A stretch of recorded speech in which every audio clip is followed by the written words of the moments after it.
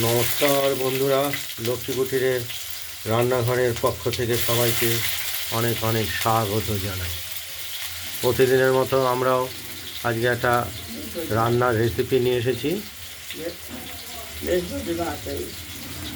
সেই রেসিপিটা হলো পনিরের বড়া, আলু দিয়ে ঝোল। আমরা কড়াইতে তেল বসিয়ে জিরে, লঙ্কা, শুকনো লঙ্কা আর তেজপাতা দিয়ে দিয়েছি ফোড়ন হিসাবে। আর আলুগুলোকে আমরা ভেজে নিচ্ছি, দেখতেই পাচ্ছেন। আর আজকে বৃহস্পতিবার, তাই নিরামিষ আমাদের।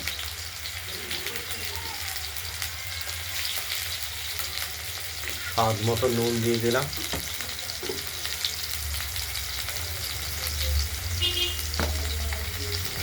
আর পরিমাণ মতো হলুদ দিয়ে দিলাম। পরিমাণ মতো অল্প, আলুটা ভাজার জন্য হলুদটা দেওয়া হলো।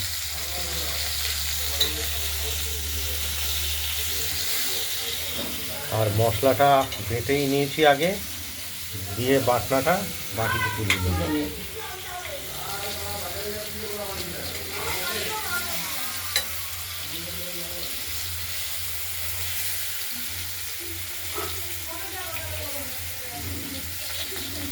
আর এই পনিরের বড়ার সঙ্গে দেব আমরা টমেটোটা আমরা কেটে নিয়েছি, দেখতেই পাচ্ছেন। এই টমেটোটা দেব। আলুটা ভাজা হোক, টমেটোটা দেবো।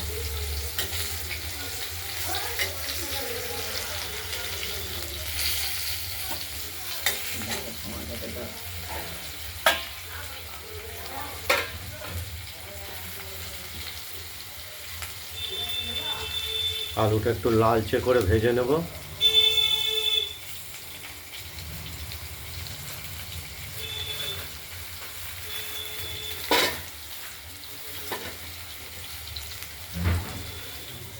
আর এখানে পনিরের বড়া, যেটা বাইরে থেকে কিনে আনা হয়েছে, দোকান থেকে কিনতে হয়। এগুলো ভাজা দোকানেই বিক্রি হয়, আগেই ভেজে নেওয়া হয়। আমাদের আলুগুলো মোটামুটি ভাজা হয়েছে। এবার টমেটোটা দিয়ে দিলাম। টমেটোটা এর সঙ্গে একটু ভেজে গলিয়ে দেওয়া হবে।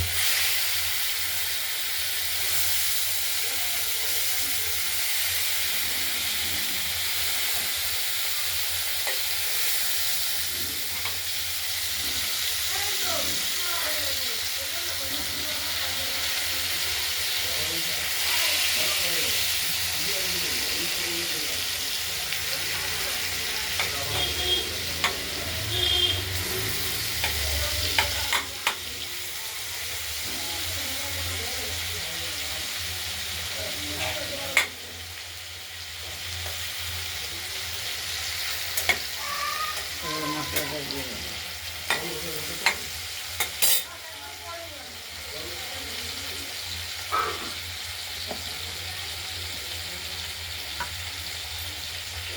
এই মশলা বাটার সঙ্গে কিছুটা পরিমাণ হলুদ দিল, যাতে কষানোটা ভালো হয়, রঙটাও ভালো।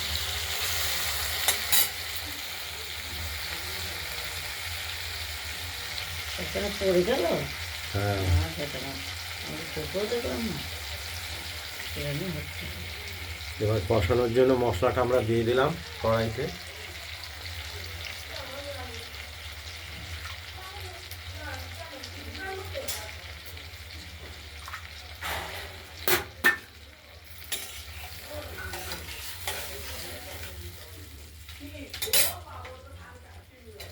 কষানো হোক, তারপরে জল দেবো।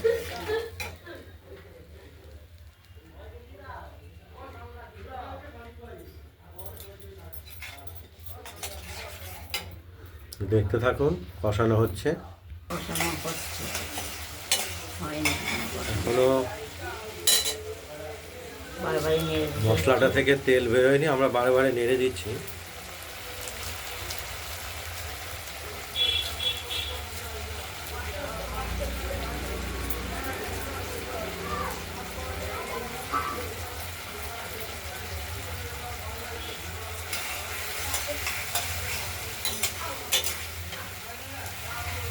একটু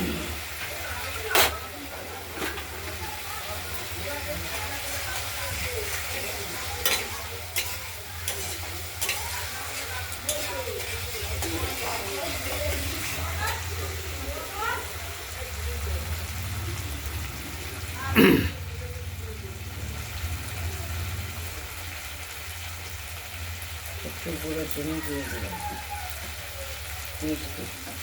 তো স্বাদের জন্য গুঁড়ো চিনি দেওয়া হলো। এবার কষানো হয়ে গেছে, তেলটা বেরিয়ে গেছে, দেখতেই পাচ্ছেন। কষানো হয়ে গেছে। জল দিয়ে দিলাম, জল দিয়ে দিলাম। বেশি করে দিতে হবে, বড়া তো, বড়া জলটা। আমাদের পনিরের বড়াগুলো এবার ঝোলের মধ্যে দিয়ে দিলাম।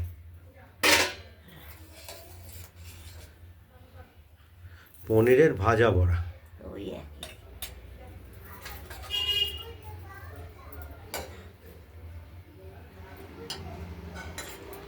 আজকে বৃহস্পতিবার, নিরামিষের দিন আমাদের,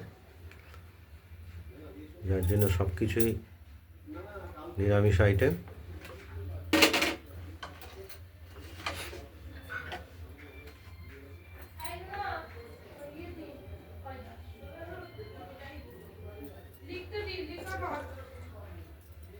পরিমাণ মতো আবার নুন দিয়ে দিলাম। আগে আলু ভাজার সময় দেওয়া হয়েছিল, অল্প দেওয়া হয়েছে। এবার আমরা ঢাকা দিয়ে দিলাম। আলু সেদ্ধ আছে নাকি দেখতে হবে। ভাজা পনিরের বড়ার ঝোল। আলুটা আমরা দেখে নেবো সেদ্ধ হয়ে গেছে কিনা, তাহলে আমাদের তরকারিটা হয়ে যাবে। হয়ে গেছে। আলুটা সেদ্ধ হয়ে গেছে। পনিরের ভাজা বড়ার ঝোল রেডি। এটাও তৈরি হয়ে গেছে।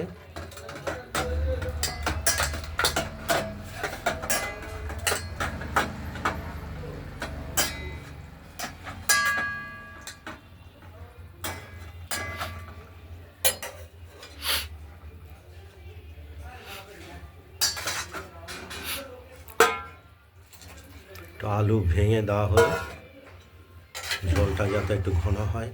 এমনিও ঘন হয়ে যাবে, বড়ার ঝোল ঘন হয়ে যাবে।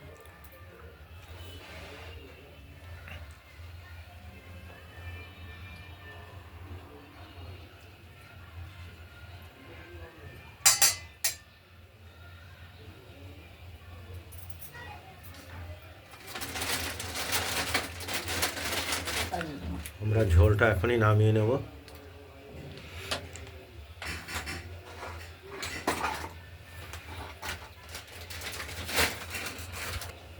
ওভেনটা নিভিয়ে দেওয়া হলো, এবার ঝোলটা নামিয়ে ফেলবো।